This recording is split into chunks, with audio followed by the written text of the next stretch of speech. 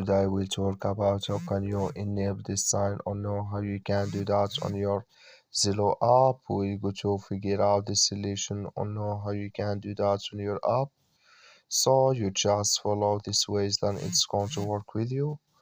All you have to do, you just go here above this sign, click on it.